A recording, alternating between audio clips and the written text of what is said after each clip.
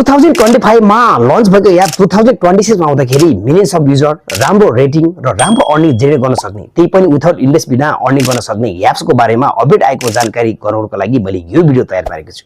भिडियोलाई स्किप नगरी अन्त्यसम्म हेर्नुभयो भने पक्कै पनि 2026 मा विभिन्न टुल्सहरुको अपडेट आएको छ साथीहरु। त्यो अपडेटको बारेमा तपाईले जानकारी लिन चाहनुहुन्छ भने अन्तिमसम्म हेर्नु होला।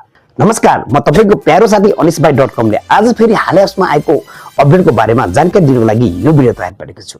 भिडियो सुरु गर्नुभन्दा अगाडि यदि तपाई पनि हालै एप्सबाट अर्निङ गर्ने सोच बनाइरहनु भएको छ विदाउट इन्भेस्ट बिना भने तपाईको लागि यो भिडियो एकदम बेस्ट भिडियो र तपाईले बेस्ट अर्निङ एप्सको बारेमा हामी चाहिँ हालै एप्समा आएको अपडेटहरुको बारेमा जानकारी लिन्छौं। सबैभन्दा पहिलो अपडेट भनेको लाइभ स्ट्रिम अपडेटको बारेमा जानकारी लिन्छौं साथीहरु। तपाईले यहाँनिर तपाईको आफ्नो रुम च्याटमा गएर हेर्नु भयो भने रुम च्याट खोल्ने बित्तिकै तपाईले यहाँनिर येलो टाइपको तपाईको गोल्डन क्राउन शीट देख्नुहुन्छ। यो क्राउन शीटमा बस्नु भयो भने चाहिँ तपाईलाई फाइदा के छ त भनेर तपाईलाई अहिले अर्निङ अपडेटको बारेमा जानकारी दिने बेलामा तपाईलाई म यसको फाइदाको बारेमा बताउने छु।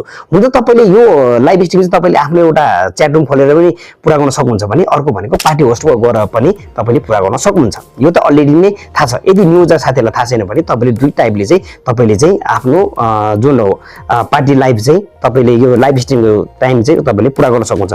भने अब हामी अर्निङमा जाने भने तपाईले यहाँ नीमा गएर टास्क भन्ने अप्सनमा थिच्ने बित्तिकै तपाईले यहाँनिर टास्कहरुको बारेमा सबै कुराहरु सम्पूर्ण कुराहरु दिएको छ। जस्तै टुडे लाइभ टास्क भन्ने दिएको छ, अर्को टुडे टास्क भन्ने दिएको छ।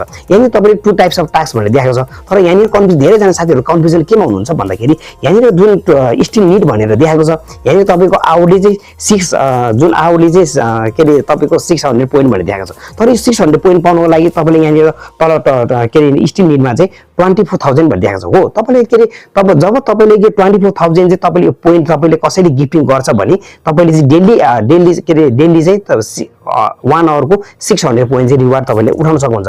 2 आवरको तपाईले 12000 रिवार्ड पोइन्ट चाहिँ तपाईले रिवार्ड पाउन सक्नुहुन्छ। भने यसै गरेर तपाईले यहाँ रुलमा गएर हेर्नु भने तपाईले कति रुलमा गएर हेर्नु होला। रुलमा गएर हेर्नु भने तपाईले यहाँनिर कति पोइन्ट भयो भने तपाईले आवरली चाहिँ तपाईले कति रिवार्ड पाउँछ भनेर यहाँनिर शेड्युलै बनाएर दिएको छ। अर्डिनरी होस्टको आवर रिवार्ड भनेर दिएको छ साथीहरु। यहाँनिर तपाईले सम्पूर्ण कुराहरु हेर्न सक्नुहुन्छ। यही नै हो अपडेट। तपाईले 180000 सम्म कमाउन लागि तपाईले 5 करोड पोइन्ट्स चाहिँ तपाईलाई आवश्यक पर्छ। यति स्टिल पूरा गर्नु हो तपाईले कसैले तपाईको अकाउन्ट तपाईको लाइभ बसेको बेलामा तपाईले के यसरी यति आएको छ भने 1 महिनासम्म चाहिँ तपाईले 180000 को दरले चाहिँ तपाईले के गर्न सक्नुहुन्छ भन्दाखेरि आफ्नो पोइन्ट चाहिँ उठाउन सक्नुहुन्छ। भने यसरी चाहिँ यो चाहिँ अर्निङको बारेमा भयो। अर्निङ हुनु त तपाईले मेन अर्निङ आको भनेको चाहिँ अर्को कुरा छ। अर्को मैले अघि नै क्राउन शीटको बारेमा कुरा गर्दै साथीहरु। क्राउन शीटको बारेमा चाहिँ कुरा के छ त भन्दाखेरि यदि तपाई क्राउन शीटमा पार्टी जोइन भएर चाहिँ तपाई क्राउन शीटमा बस्नु भयो भने 1 आवर बस्दाखेरि तपाईले 150 पोइन्ट चाहिँ तपाईले गिफ्टिङ आउनु पर्छ साथी। गिफ्टिङ आइसकेपछि त्यो गिफ्टिङ आउनु बित्तिकै तपाईले चाहिँ 600 चाहिँ पोइन्ट चाहिँ तपाईले रिवार्ड पाउन सक्नुहुन्छ। भने अर्को भनेको यहाँनिर सबै गिफ्टहरु पाइसके तपाई यो गिफ्ट यति पाए भने कति गिफ्ट पाए भने तपाईले कति भने यहाँनिर सबै कुराहरु चाहिँ डिटेल छ साथीहरु। सबै कुराहरु तपाईले यो वाट चिन्हमा गएर हेर्नु भयो भने यसको बारेमा सबै कुराहरु चाहिँ बारेमा बताएको छ।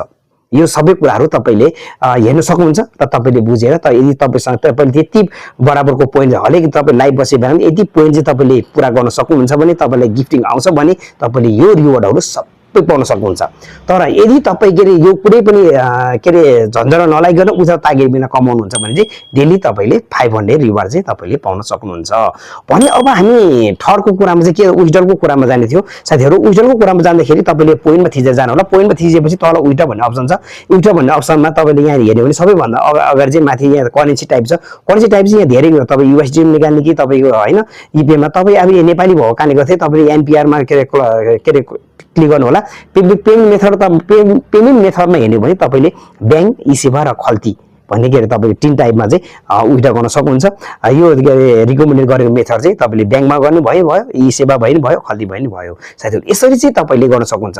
भने अब तपाईलाई मैले के जुन गिफ्टिङमा भएको यहाँको आएको टुल्सहरुको बारेमा के अपडेट आयो त भनेर सम्पूर्ण कुराको जानकारी दिए साथीहरु। अब तपाईलाई मैले अब तपाईहरु कुनै कुरामा कन्फ्युजन हुन्छ, तपाई कुनै कुरामा कन्फ्युजन हुनुहुन्छ भने चाहिँ तपाईले मलाई कमेन्टमा तपाईले आफ्नो जिज्ञासाहरु राख्न सक्नुहुन्छ साथीहरु। मैले अहिले हालै एप्समा आएको 2026 मा आएको अपडेटको बारेमा तपाईलाई मैले केही आएको मेनली के रे जुन इन्फर्मेसन दिए साथीहरु।